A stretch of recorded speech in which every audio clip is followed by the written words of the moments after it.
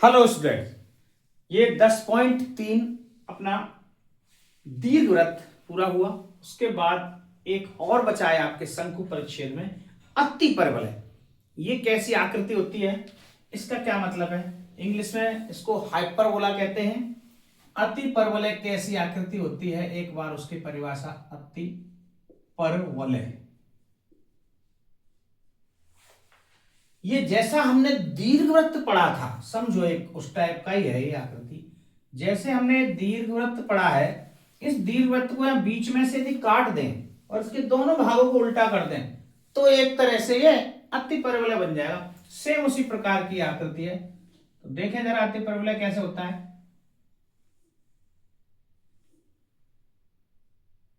ऐसी आकृति अति परवलय है।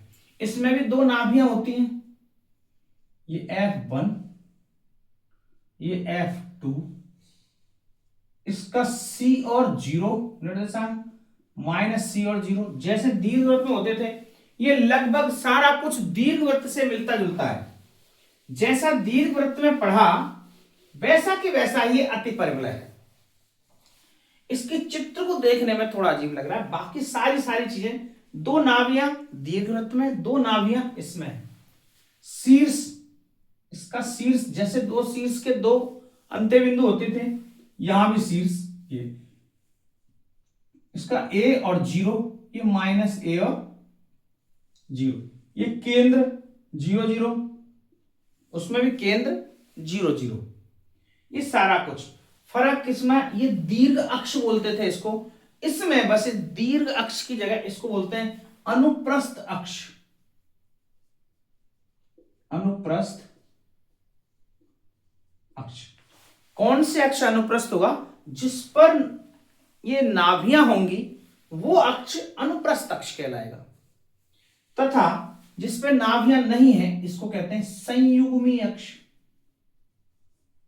संयुग्मी अक्ष,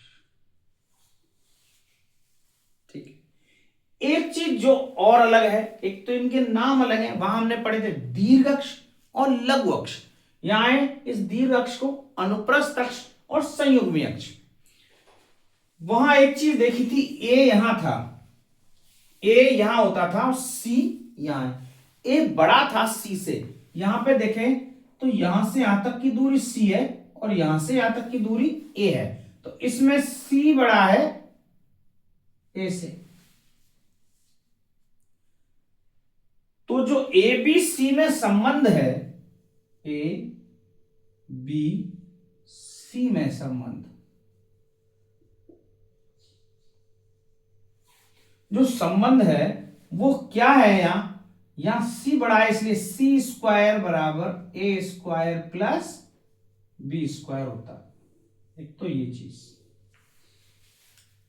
अब जरा इसकी परिभाषा की तरफ आ जाते हैं कि इसकी परिभाषा क्या है, अति परवलय की परिभाषा।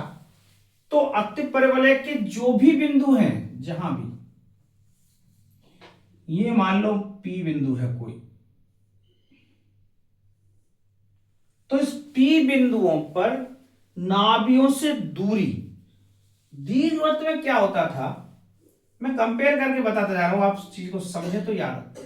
P बिंदु है और यहां नाभि F2 और F1 होती थी, तो P बिंदु की नाभियों से दूरी का योग, ऐसे कितने भी दूरी हो, P Q R, नाभियों से दूरी का योग अचर होता था।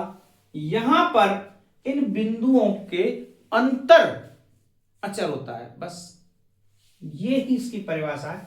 जरा एक बार लिख के आपको सही से पूरा बता दूं तो इसकी परिभाषा क्या बनेगी। अति परवलय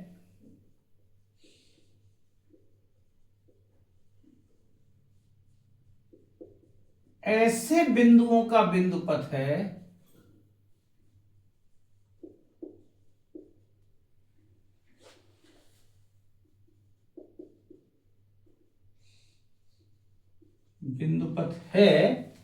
जिनकी नाभियों से दूरी का अंतर अचर होता है।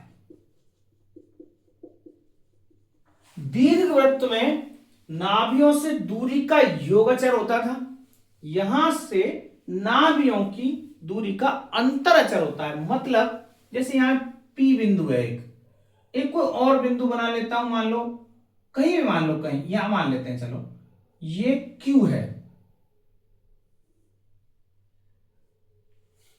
तो P बिंदु में ये बात तय है, बड़े में से हमेशा छोटा घटेगा, अंतर बोला गया है। तो अंतर का मतलब जो बड़ी दूरी है, कौन सी बड़ी दूरी है, PF1, PF1 माइनस PF2। इस PF1 में से PF2 को घटा दें तो वही आएगा जो QF2। अब यहां QF2 क्योंकि ये बड़ी दूरी है, माइनस QF1, ये और भी कोई कहीं बिंदु ले लें तो जो बड़ी दूरी होगी उसमें से वो घटाएंगे, इन दूरियों का योग। यहां पे कोई बिंदु ले लिया मैंने R, और इसकी दूरियों का योग भी निकाले, अंतर निकाले, तो RF1 माइनस RF2, इन सब की दूरियों का अंतर एक अचर होगा, फिक्स होगा। ये ही अतिपरवलय की एक परिभाषा है। तो अतिपरवलय में हमने क्या क्या चीज सीखी, वो सेम टू सेम दोनों, दो नाभियां होती हैं, दो अक्ष होते हैं, वहां दीर्घ अक्ष और लघु अक्ष होते थे, यहां अनुप्रस्थ अक्ष और संयुग्मी अक्ष होता है। ए बी सी, यहां भी चूंकि यहां सी बड़ा है, और आप देखोगे बी तो है ही नहीं कहीं, तो बी बताऊंगा अभी। ये बी इस पे होता है, कहां होगा, कितनी दूरी पर होगा, ये तो खाली पड़ा है पूरा, वहां तो फिक्स था एक डॉट कि ये बी है, ये तो पूरी लाइन खाली पड़ी है, यहां हम बी कहां डिनोट करें, कितनी दूरी जो बी होगी वो भी मैं आगे बताऊंगा, अभी देखते हैं। तो यहां ए बी सी में संबंध, चूंकि सी बड़ा है इसलिए सी स्क्वायर बराबर ए स्क्वायर प्लस बी स्क्वायर, वहां पर ए बड़ा था दीर्घवृत्त में, इसलिए ए स्क्वायर बराबर बी स्क्वायर प्लस सी स्क्वायर।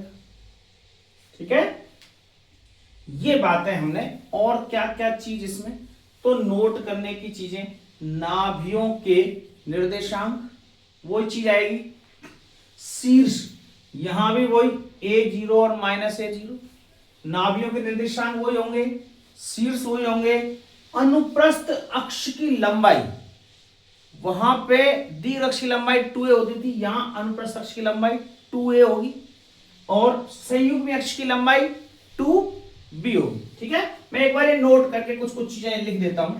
तो यहां क्या क्या चीजें हम सीखे, सबसे पहले ये नाभियों के निर्देशांक क्या होंगे, नाभियों के निर्देशांक, नाभियों के निर्देशांक, तो नाभि प्लस माइनस सी और 0 ये हो सकती है, यदि ये एक्स अक्ष पर फैला है, ये वाई अक्ष पर भी तो हो सकता है, तो या फिर ऐसा हो सकती है 0 प्लस माइनस सी। दूसरी चीज, शीर्षों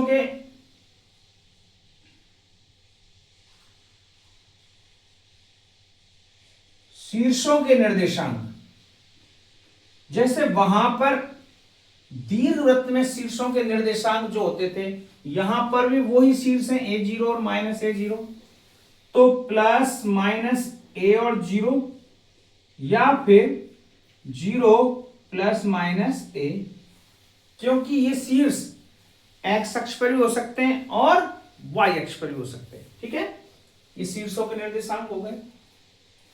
वहां पर दीर्घ अक्ष और लघु अक्ष की लंबाई थी, यहां पर हम लिखेंगे अनुप्रस्थ अक्ष की लंबाई, अनुप्रस्थ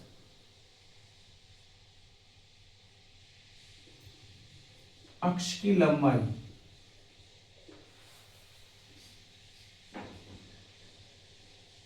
बराबर 2a, और संयुग्मी अक्ष की लंबाई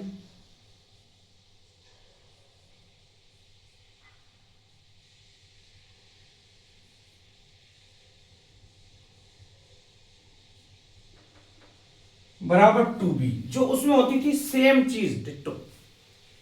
एक उत्केंद्रता, उत्केंद्रता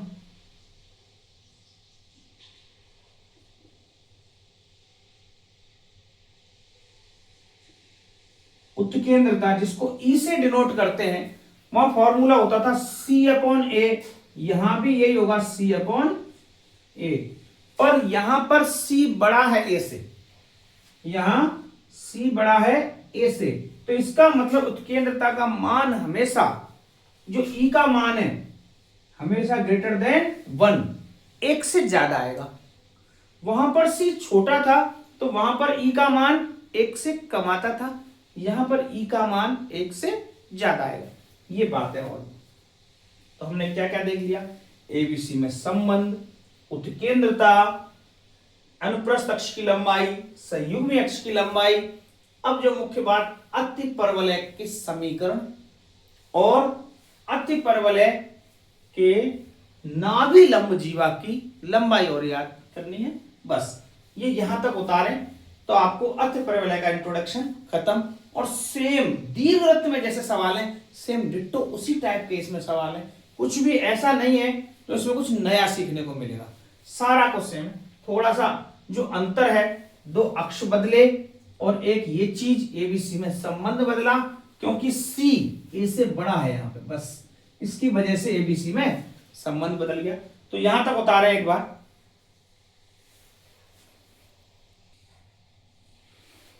देखो अब अति परवलय का समीकरण देखते हैं। तो अति परवलय दो प्रकार से होता है, एक एक्स अक्ष पर फैला हो सकता है, एक वाई अक्ष पर। इसको बोलते हैं एक्स अक्ष के अनुदिश, इसको बोलेंगे वाई अक्ष के अनुदिश। ठीक है, तो हम बात कर रहे थे, इसमें सी दिख रहा है, ए भी दिख रहा है, ये ए है, ये माइनस ए और 0 है, लेकिन बी नहीं दिख रहा। तो देखें बी कैसे, यहां से यहां तक यदि कोई अपन ऐसा रेखा खींचे और इससे दूरी ले एक, और इधर से जो दूरी होगी इस, ये बी कहलाएगा। ये पॉइंट यहां पे होगा 0 और बी, ऐसे बी होगा। बी की दूरी कहां तक डिनोट की जाएगी वो मैं बताया। मतलब इधर के परवलय से यहां तक अपन एक लाइन खींचें ऐसे, और इसके शीर्ष से जो उस बिंदु पर टच कर रही है, और वहां से वाई की जो दूरी होगी वो हमें बी, मतलब यहां से शीर्ष से इस रेखा की दूरी ही बी है। ठीक है, वाई का मान, तो ये बी है। वहां तो फिक्स था, सीधे दिख रहा था, यहां बी मैंने डिनोट करके बताया, बी ऐसे होगा। तो इसका डेरिवेशन भी नहीं बता रहा हूं, जैसे मैं उसमें नहीं बताया था डेरिवेशन, इसमें भी नहीं बता रहा हूं। आपको सीधा सिंपल याद रखना है, कारण कि डेरिवेशन बहुत लेंदी है थोड़ा सा, और कुछ भी नहीं है, पेपर में कभी आता नहीं है, हमें केवल इसके समीकरण याद रखने। तो दो प्रकार से फैला हुआ है इसमें। तो पहली चीज, जब अति परवलय एक्स अक्ष के अनुदिश हो, एक्स अक्ष के अनुदिश, एक्स के अक्ष के अनुदिश कैसा होगा, जब उसकी नाभियां एक्स अक्ष पे हैं तो वो एक्स अक्ष के अनुदिश है। यदि अति परवलय की नाभियां वाई अक्ष पर हैं तो वो वाई अक्ष के अनुदिश है। तो जब एक्स अक्ष के अनुदिश हो तब अति परवलय का समीकरण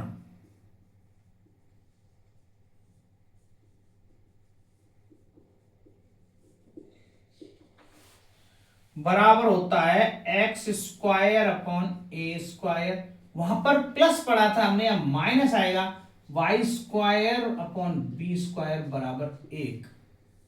बस सिंपल सा मैटर है।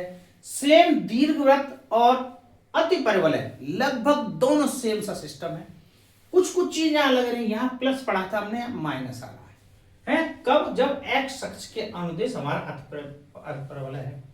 दूसरी चीज, जब वाई अक्ष के अनुदिश हो,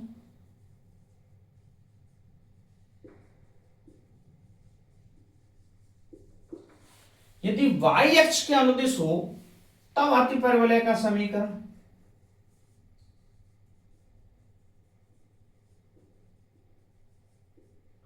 बाकी डेरिवेशन यदि करेंगे दोनों का डेरिवेशन एकदम सेम है, डिट्टो सेम तरीके से डेरिवेशन होता है इनका और सेम हिसाब से निकलेंगे, बस प्लस की जगह माइनस वो चीजें आ रही, तो इसलिए ये जब वाई एक्स के अनुदेश होगा तो वहां हमने पढ़ा था वाई एक्स में x square upon b square, क्योंकि ए बी बदल रहे थे वहां से, यहां भी ए बी बदल रहे हैं, पर चूंकि यह माइनस आ रहा है तो यहां क्या सिस्टम है, तो ये x और y आपस में बदल रहे हैं, तो यहां पर y x के अनुदेश में y square upon a square minus x square upon b square बराबर 1।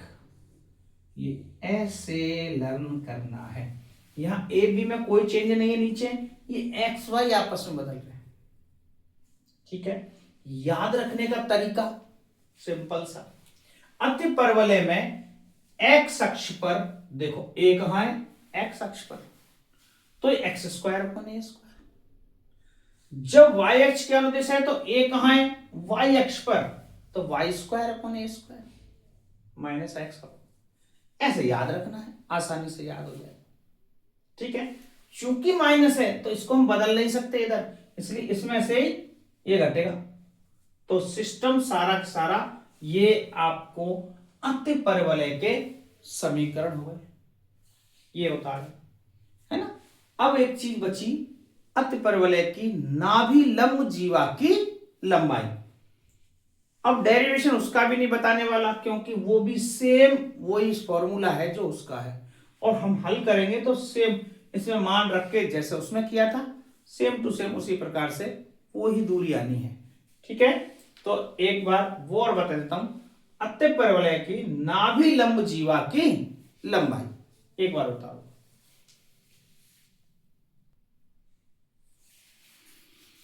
अभी देखें अति परवलय की नाभि लंब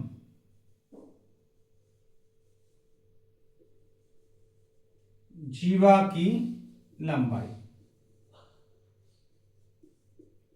चूंकि ये भी सेम ही है तो इसमें कुछ बताने वाला जैसा ऐसा है नहीं, वही वापस यहां से लंब डालेंगे, और चूंकि जीवा पूछिए तो पूरा लंब ऐसे, और ये कोई पॉइंट मान लो P है, ये Q है, तो पी क्यू की लंबाई निकालनी है दरअसल मुझे, है ना।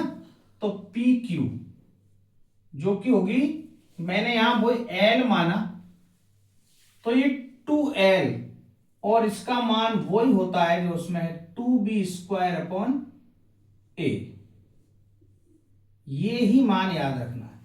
तो सारा लगभग सब कुछ डिट्टो सेम एक जैसा है, तो नाभि लंब जीवा की लंबाई भी ऐसे ही निकलती है। इसमें भी वापस हम डेरिवेट करेंगे, तो जैसे मैंने दीर्घवृत्त में बताया है सेम उसी प्रकार से इसका डेरिवेशन हो जाएगा। तो ऐसा कुछ कठिन नहीं, डेरिवेशन कभी आता भी नहीं है, आपको सवाल आएंगे बस उन पे हल करना है। तो मैंने आज केवल आपको अति परवलय का एक परिचय कराया है। इतने शॉर्ट रूप में परिचय इसलिए कराया क्योंकि जो दीर्घवृत्त में हमने जो डीपली अच्छा सा पढ़ा है वो सेम टू सेम उसी जैसा है ये, तो उसके फॉर्मूले सारी चीजें सब उसी जैसी हैं, और आप सवाल भी पलट कर देखोगे तो जैसे दीर्घवृत्त में सवाल है वैसे ही परवलय के सवाल है, अति परवलय के सवाल है, तो उसी टाइप से ये सवाल भी हो जाएंगे। वो अपन नेक्स्ट क्लास में करके देखेंगे नेक्स्ट डे से। आज के लिए बस इतना ही, धन्यवाद।